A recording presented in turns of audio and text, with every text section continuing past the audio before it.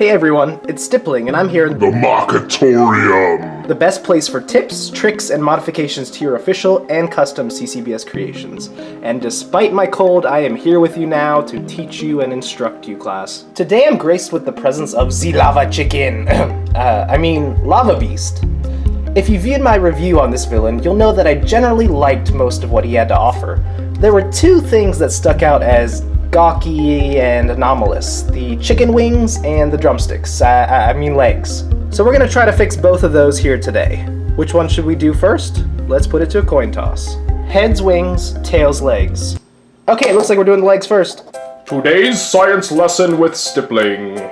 Most birds are digitigrade animals, which means that they walk on their toes, not the entire foot. Some of their lower bones of the foot, distals, and most of metatarsals are fused to form tarsometatarsals, a third segment of the leg specific to birds. The upper bones of the foot, proximals, in turn, are fused with the tibia to form tibiotarsus. As over time, the centralia disappeared. The fibula is also reduced. Thanks for that, Wikipedia. But what does that mean to us mere mortal moccas? Well, in layman's terms, it means that the ankle of the foot, theoretically, should sit above the traditional ball joint of the foot. In actuality, there is some manner of fusion there to what we perceive as an ankle joint, and it does little for the bird's bipedal motion. Don't forget, there are infinite ways to reproduce this style of leg jointing on your mock, but what we must do is find the simplest, most intuitive way to achieve our mark. My answer to this dilemma is to ditch the custom lower limb construction entirely. I've tried numerous ways of replicating this effect using ball and socket Technic pieces, but no matter how the construction was designed, the end result seemed forced and unnatural. The closest custom limb that succeeded in this way was a direct copy of Storm Beast's legs, so I recommend trying that out if you're looking for a custom solution. My solution instead is to use good old ball and socket bone pieces. Let's let the experts on limb design do their magic and stop trying to reinvent the drumstick. Well, I guess the drumstick's anyways. To do so, we'll need to ditch this whole thing and replace it with these four trans-neon orangish red bone pieces. Now, two of these are the smallest length of bone piece, and you can get these in Mask Maker vs. Skull Grinder and I think a few other sets. These, as far as I remember, are exclusive to Ikir, so you'll need to find an Ikir set to pick these up. Let's put this simple construction together.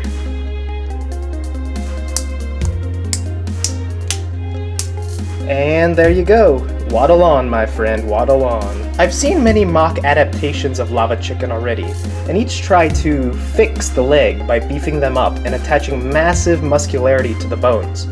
While this works great when you're trying to feed a family of 5, farmers and naturalists alike know the benefit of having free-range poultry who live and dine free of steroids. Let's promote a healthy environment and let the Lava Chickens grow naturally. On to the wings. These are wings? I'm perfectly fine considering these as plumage or spikes, but wings? I've seen these things compared to bat wings even. A lot. And I just don't see it. While the usual caveat applies, there are infinite ways to fix that which is broken. Here are two options for making these things look a bit more like wings. The first option involves flipping the connection point of the wings entirely. Merely by replacing this 2-long red axle with a 3-long gray axle, and voila, we have posable wings. These are now oriented correctly and have a great range of motion as they piggyback off of the shoulder joint. It can be a little strange because this blade doesn't move, so this isn't my ideal solution, but it is a quick fix. Here's how that looks all completed and customized. The second option is a bit more complex in that we will remove the wings from the wrists entirely and attach them to the back, wing flapping and all. While I prefer this method, LEGO would obviously have to increase the parts count and therefore the price. But this wouldn't be the first time a $20 set came out, and as one that has been regarded as probably one of the most aesthetically pleasing by the Bionicle community, I could definitely see Lava Chikin pulling this off. In addition to the wings being built up exactly as they were in the official instructions, we will also be building this custom gearbox. This is very similar to Ikir's gearbox. Let me separate this out and show you the parts. These are the parts that we would need in order to make this adjustment. Now, as you can see, there's quite a number of parts we've added. We got a whopping 14 of them, but hey, we removed 2 red axles, so that's got to count for something, right? Anyways, I'm not going to go over each part, but I will say you can find a lot, if not most of these parts in Ikir's official set, so I would start off with that if you're looking to mock this guy up. So let's build it.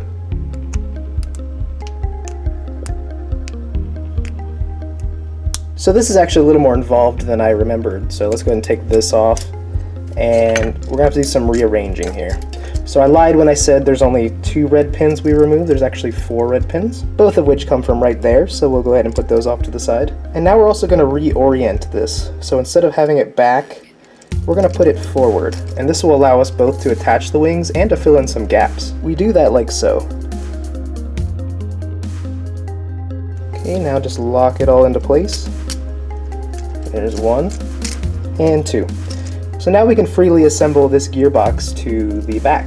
It just simply goes in right in those 2 Technic holes there. Okay, so with the wonders of camera magic, I actually got those connected. So the last bit of thing we have to do is merely attach the wings. 1 wing and 2 wings. As you can see, these aren't oriented the way we like them, so we'll have to adjust the teeth to be correct. As you can see, a more horizontal alignment of the gears is the best way to do it. So let's just put that chest piece back on. And he is done. So this guy preserves not only his gear function, which allows adjustments of the wing blades on both sides, he also has a wing flapping function, which works pretty much as good as the other ones. There is some conflict due to the size of the wings and lack of friction in the feet. When people described his wings as bat wings, this is really what I was thinking.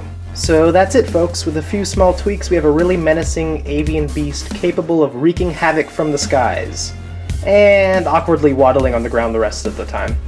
If you liked this video, please feel free to show your support in the comments section, which can and should include suggestions for future Mocitorium videos. I appreciate all your feedback and support, and as they say in France, vive les poulets!